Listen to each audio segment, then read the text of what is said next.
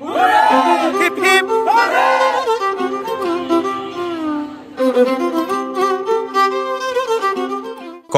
সরকারি উচ্চ বিদ্যালয়ে অনুষ্ঠিত হল সুন্দর হস্তাক্ষরে হাই স্কুল শীর্ষক হাতের লেখা প্রতিযোগিতা।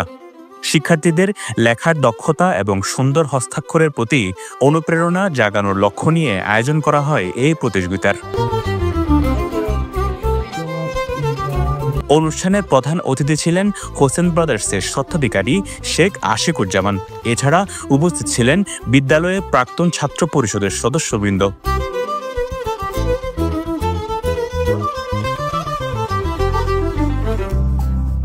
প্রধান অতিথির বক্তব্যে শেখ আশিকুজ্জামান বলেন, সুন্দর হাতের লেখা একটি শিক্ষার্থীর ব্যক্তিত্ব ও মানসিক মনোযোগের প্রতিফলন। এটি শুধু লেখালেখির সৌন্দর্যই বাড়ায় না, বরং লেখার মাধ্যমে পাঠ্যবস্তু আরও সহজ করে তোলে।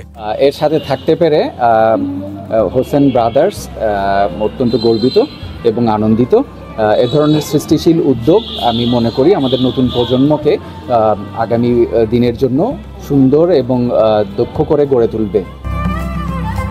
প্রতিযোগিতায় 3টি বিভাগে শিক্ষার্থীরা অংশ নেয়। ছাত্রদের জন্য 6ষ্ঠ থেকে 8ম শ্রেণী, 9ম ও 10ম শ্রেণী এবং ছাত্রীদের জন্য আলাদা বিভাগ।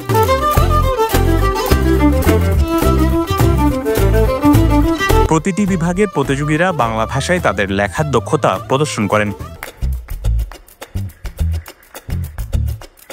অনুষ্ঠানের বিচারক এবং শিক্ষার্থীরা বলেন, এই ধরনের আয়োজন লেখার প্রতি ভালোবাসা ও নান্দনিক চর্চা বাড়াতে গুরুত্বপূর্ণ ভূমিকা পালন করবে। আমার খুবই ভালো লাগছে। এটা হচ্ছে কোনো একটা প্রতিযোগিতা না, এটা হচ্ছে এক ধরনের শিল্প।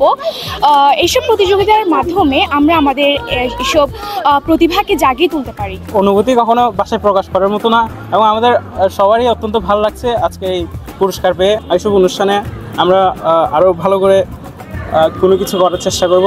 আমরা একটি ক্রিয়েটিভ রাইটিংয়ের জন্য একটি প্রতিযোগিতার আয়োজন করেছিলাম। কক্সবাজার সরকারি উচ্চ বিদ্যালয়ের 75 জন এবং অন্যান্য 5টি স্কুলের আরও মনোনীত 75 জনের নাম আমরা পেয়েছি।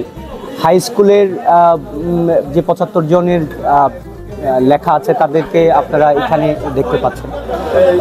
ক্রিয়েটিভ রাইটিংয়ের ক্ষেত্রে আমরা অনেকগুলো লেখাকে নিবিড়ভাবে পর্যবেক্ষণ করেছি, পড়েছি।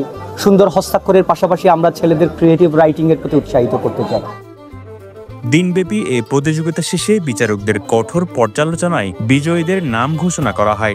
অনুষ্ঠানের শেষে বিজয়ীদের হাতে সার্টিফিকেট ও বই উপহার তুলে দেওয়া হয়।